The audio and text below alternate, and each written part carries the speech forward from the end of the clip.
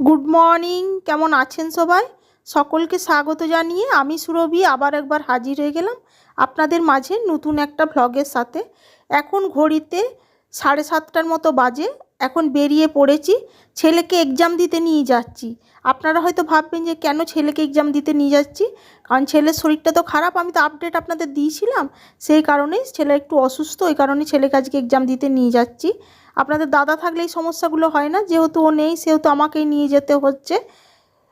আর কয়েকদিন যাবৎ ভিডিওও করতে পারিনি, ভিডিও সেভাবে দিতেও পারিনি।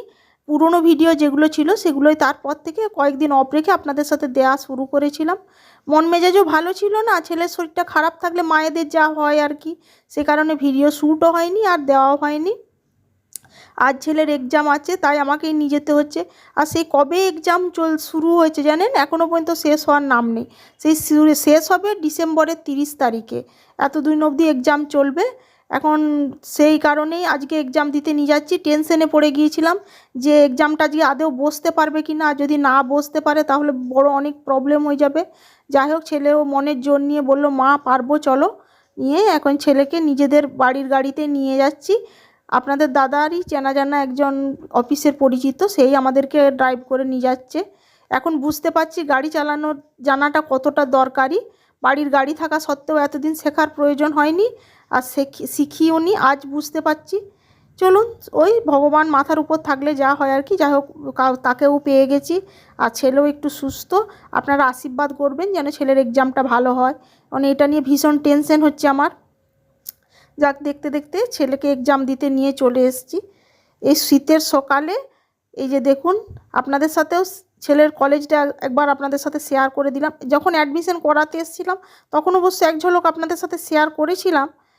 তবে কলেজে অনেকগুলো ডিপার্টমেন্ট তো, সেই কারণে এখন ওর আবার আজকে সবথেকে বড় কথা জানেন, দুটো হাফে এক্সাম হবে, একটা রিটিন হবে আর একটা ভাইবা। ছেলেকে তো এক্সাম হলে ঢুকিয়ে দিয়ে তারপরে নিচে আসলাম। এই 3 ঘন্টা পার করাটাই মুশকিল। এই যে এটা হচ্ছে ছেলের ডিপার্টমেন্ট। চলুন, ওকে এক্সাম হলে তো ঢুকিয়ে দিয়ে এসেছি, আপনাদেরকে আগেই বললাম। নিয়ে নিচে এসে 3 ঘন্টা কোনো রকমে পার করে তারপরে আবার সেকেন্ড হাফের যে এক্সামটা ছিল সেটা ম্যামের সাথে কথা বলে যাক সেই এক্সামটাও দেওয়ানো হয়ে গেল। নিয়ে এখন এক্সাম দিয়ে এখন বাড়ি নিয়ে চলে যাব। কারণ ও বললো, মা এখানে আর খাবো না, ঘরে যেই খেয়ে আবার ওষুধ খাবো, এখানে খেলে আবার ওষুধটা খেলে আবার ওর একটু শরীরটা খারাপ লাগে, ওই জন্যই একদম বাড়ি চলে যাচ্ছি। যাওয়ার সময় আবার কিছু ফলও কিনতে হবে জানেন, কারণ বাড়িতে যা ফল কেনা ছিল শেষ হয়ে গেছে। যাই হোক, এক্সাম মোটামুটি হয়েছে বললো। এখন এক্সাম দিয়ে এখন ছেলেকে নিয়ে এখন বাড়ি গিয়ে আবার জানেন, মানে সকালে তো আর রান্না বান্না করে আসিনি, ভেবেছিলাম ছেলেকে বাইরে খাওয়াবো আর আমিও খেয়ে নেবো। কারণ বাড়ি গিয়ে আবার রান্না করতে হবে, করে তারপরে ছেলেকে ওষুধ দিতে পারবো। এখন কটা বাজবে? ওই 2টোর দিকে বাড়ি পৌঁছে যাব। চলুন, বেরিয়ে পড়েছি। আজকের ব্লগটা এখানেই শেষ করছি। কেমন লাগলো অবশ্যই জানাবেন। সবাই ভালো থাকবেন, সুস্থ থাকবেন। ধন্যবাদ।